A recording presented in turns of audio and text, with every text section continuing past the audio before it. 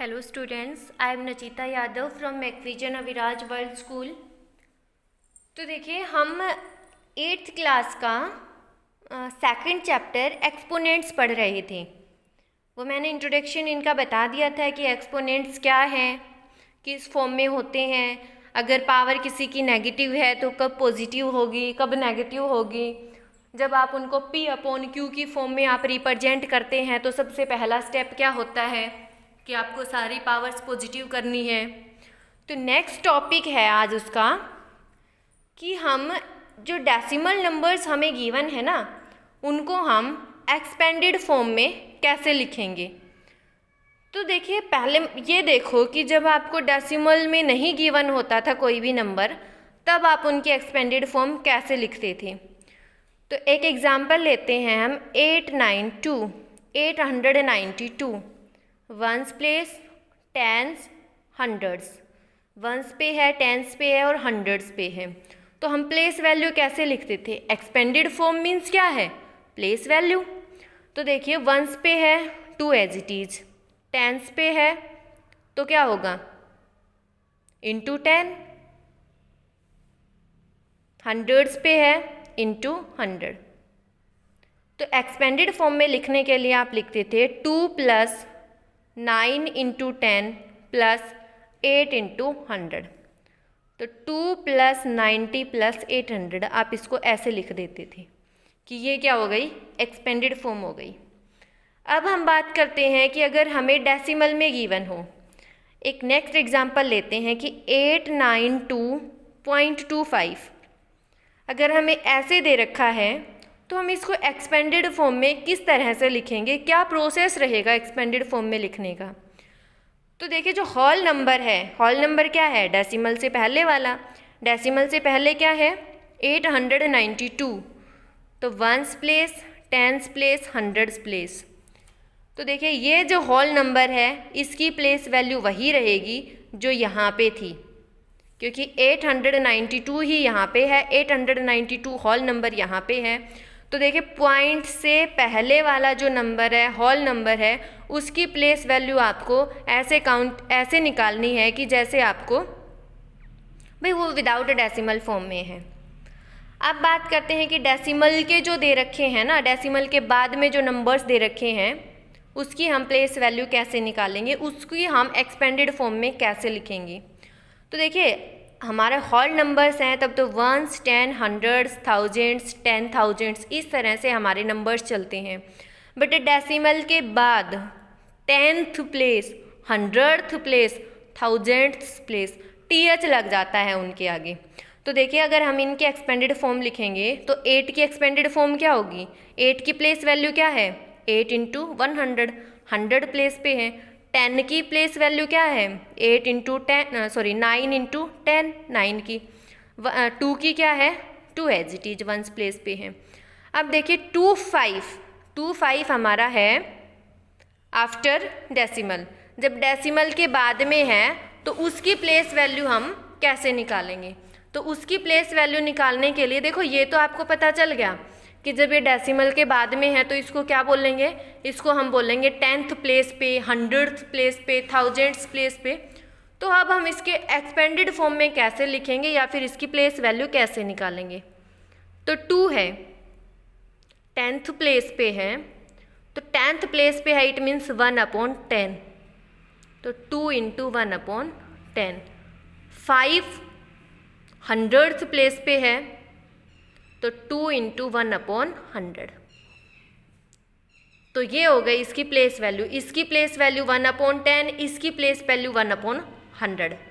तो अगर इस एक्सपेंडेड फॉर्म में लिखेंगे तो आप लिखेंगे 800 + 90 + 2 + 2 × 1/10 + 2 × 1/100, सॉरी 5 × ये 5 था, 5 × 1/100।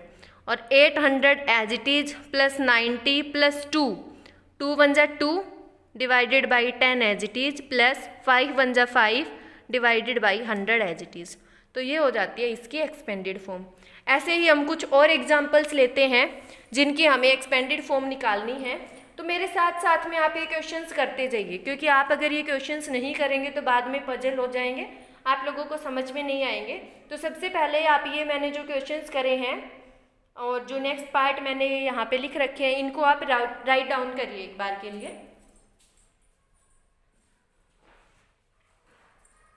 तो चाहे नंबर कितना ही बड़ा दे रखा हो, आपको इस बात में कंफ्यूज नहीं होना है कि नंबर छोटा है बड़ा है। प्रोसेस वही रहना है कि एक्सपेंडेड फॉर्म में आप कैसे लिखेंगे।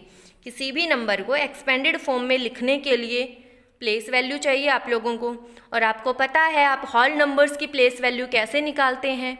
रही बात डेसिमल के बाद वाले नंबर्स की प्लेस वैल्यू निकालने की, तो वो मैंने बताया कि डेसिमल के बाद आपके नंबर 10th, 100th, थाउजेंड्स इस तरह से काउंट होने लगते हैं।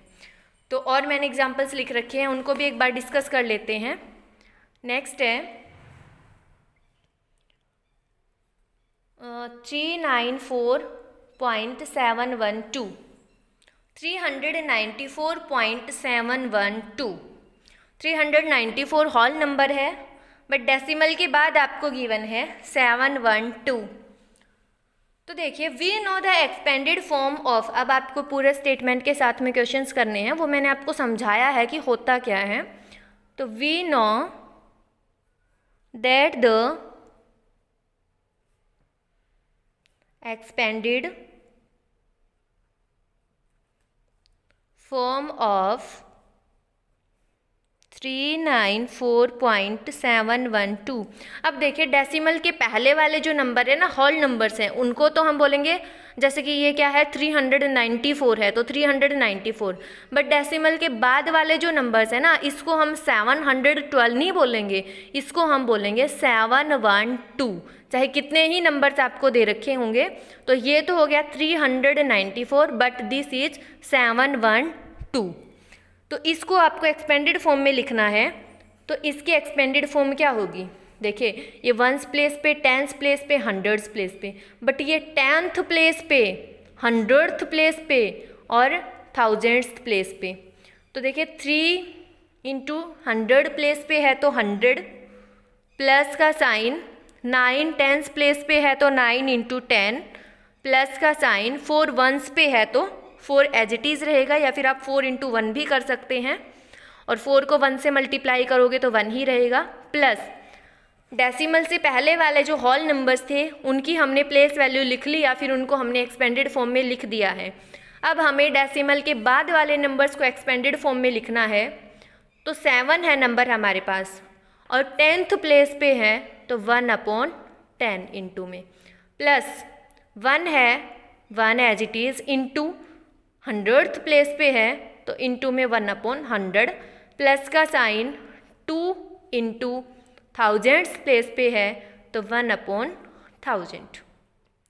अब आपको लिखेंगे सोल्व आउट करके आप इसको, 300 + 90 + 4 प्लस 7 1 जा 7/10 प्लस 1/100 प्लस 2/1000।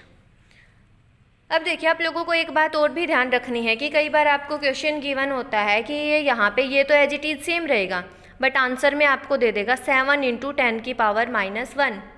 आप कहोगे कि मैम हमारा तो 7/10 आ रहा है, और यहाँ पे होगा 1 × 10⁻⁻2, यहाँ पे होगा 2 × 10⁻⁻3।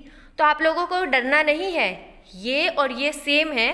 कैसे है वो मैं आपको समझाती हूँ कि देखिए 1000 है, 1000 को आप क्या लिख सकते हैं 10⁻3। क्यों लिखा 10⁻3? क्योंकि देखिए 10 × 10 × 10, जब हम 10 को 3 बार मल्टीप्लाई करेंगे तो क्या आता है 1000 आता है। और हमने लास्ट वीडियो में पढ़ा था कि जो पावर्स होती हैं, जब बेस सेम है तो पावर्स क्या हो जाएंगी, ऐड हो जाएंगी। 10⁻1 10⁻1 10⁻1 इज इक्वल टू 10⁻3। एक और भी बात हमने पढ़ी थी कि जब हमारे पास 1/ किसी भी नंबर की पावर पॉजिटिव है, डिनोमिनेटर में है, अगर हम उस नंबर को न्यूमरेटर बनाना चाहते हैं तो बेस सेम रहेगा और पावर का साइन चेंज हो जाएगा। अगर डिनोमिनेटर में पावर नेगेटिव है तो न्यूमरेटर में पावर पॉजिटिव हो जाएगी, बट डिनोमिनेटर में पावर पॉजिटिव है, जैसा कि यहाँ पे इन सभी फ्रैक्शंस में है। यहाँ पे देखिए 10⁻1 है तो न्यूमरेटर में आके 10 की पावर -1, या 100 को आप 10 × 10 इज इक्वल टू 10 की पावर 2 लिख सकते हैं। न्यूमरेटर में आके 10 की पावर -2 हो गई। 1000 को आप 10 × 10 × 10 इज इक्वल टू 10 की पावर 3 लिखेंगे, और 10 की पावर 3 न्यूमरेटर बन के 10 की पावर -3 हो जाती है। तो आप लोगों को इसमें कंफ्यूज नहीं होना है, आंसर आपका ये भी हो सकता है और ये भी हो सकता है। ठीक है, तो आज आपको इसी टाइप के सारे क्वेश्चंस करने हैं, और बेटा वीडियो आपको सारे देखने हैं। कोई भी बात समझ में नहीं आ रही है तो वीडियो को फिर से देखो। कोई पॉइंट हो सकता है कि आपसे मिस हो गया हो, आपका ध्यान इधर उधर हो गया हो, आप उसको अच्छे से समझ नहीं पाए हैं, तो बार बार वीडियो देखो जब भी सैटरडे संडे आप लोगों के पास फ्री होते हैं। और मैथ्स में तो जितनी ज़्यादा प्रैक्टिस करोगे उतना ही अच्छा है बेटा।